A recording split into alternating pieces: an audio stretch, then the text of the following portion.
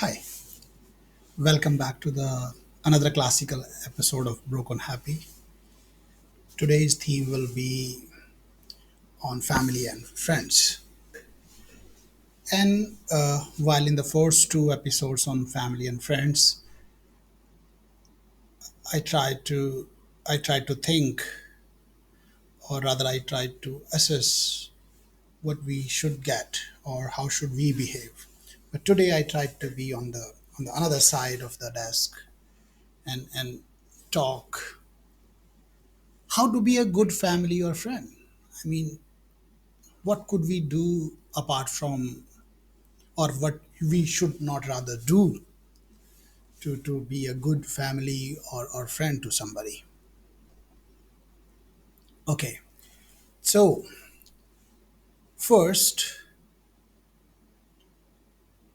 I think when we say when we say that we should not take anybody for granted, I think that's a most important thing or most important statement that covers everything all, and I will try to go into further details of it. Let's say you're a friend or a family to somebody. This what exactly has happened to put you in that category? Either you are blood relative, you are blood relative, you are you have a certificate that applies to the marriages and other adoptions, or somebody called you a friend and invested some emotions into you, or you are cousins or anything that we call family or friends. Okay, so sometimes what what we do is we feel entitled. Let's say you have a certificate and you feel entitled for something, and let's say you have a blood relative, a brother, sister, father, mother, or on the counter side of it, a son, a daughter, and just because nobody actively signed for it and it was given due to the blood relationship, or there is a certificate, or somebody called you a friend. Sometimes we take these things so granted that we forget the basic idea of relationship, that is the person should be happy. I mean, he should choose to be with you, and while interacting, while talking, while discussing, while sharing, his interests should be your interests. I mean, as family and friends, we should not transform ourselves into a emotional, financial, or mental invoice that somebody has to honor just because you have a certificate or you have a blood relationship, right?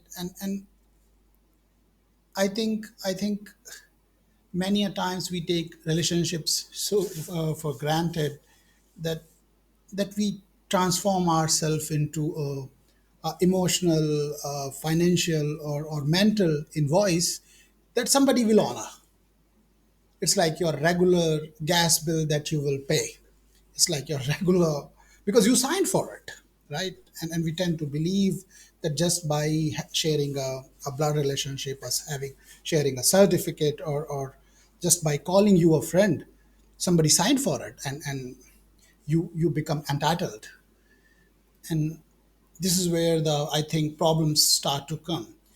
I'm sure, and I speak for billions of and billions of people, those who pay those emotional, financial, mental invoices every day, every hour, throughout their lives, without uh, without choosing it, just because they signed for it. And I think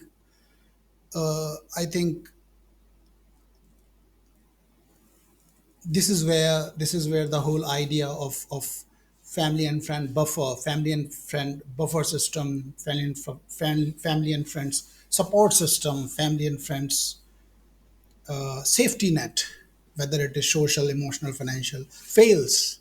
because we tend to ask emotional currency in exchange of the name, and just the name, just you want to retain some friends, you'll have to do that, some family will have to do that.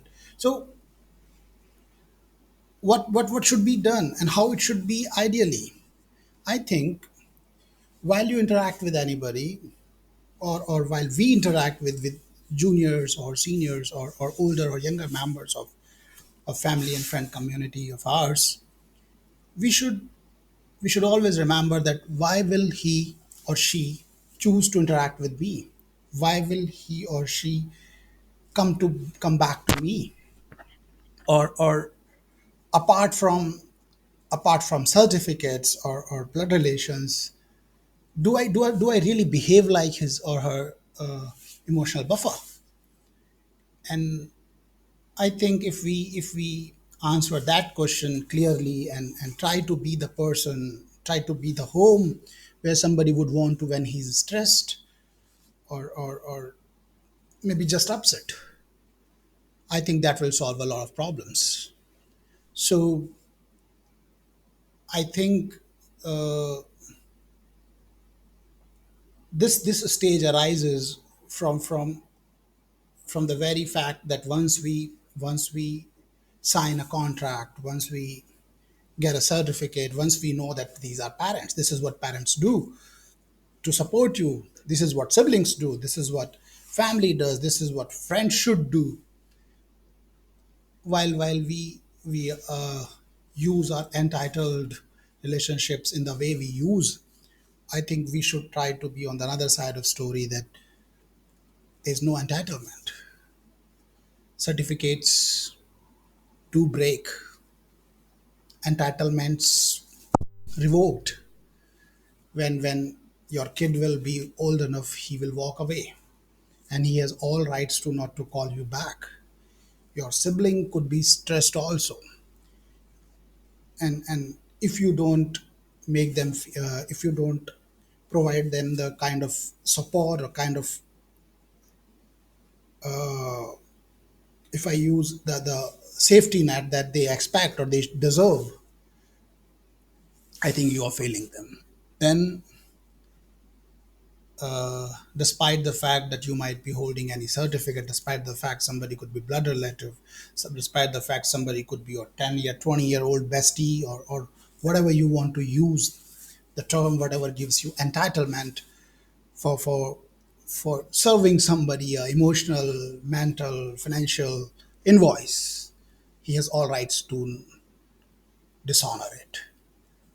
With this, I want to remind, or I would want to just add, that while we expect a lot from our family, friends, let's try to be the one we expect from them, and let's try to behave in the way we expect from them. I mean, where is the no question asked support?